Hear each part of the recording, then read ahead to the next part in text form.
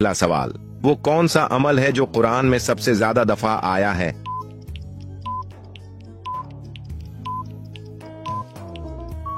सही जवाब सब्र। दूसरा सवाल, वो कौन से नबी है जिन्हें अबू अल अनबिया कहा जाता है?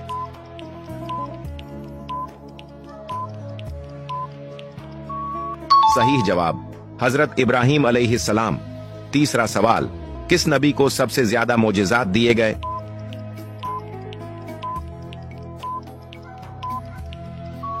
सही जवाब हजरत मूसा अलैहिस्सलाम।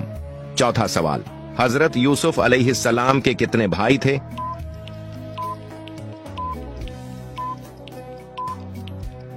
इसका जवाब कमेंट सेक्शन में दें। देखते हैं आप में से किसका जवाब दुरुस्त होता है।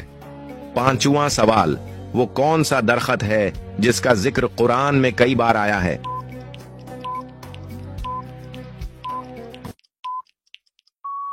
सही जवाब जैतून का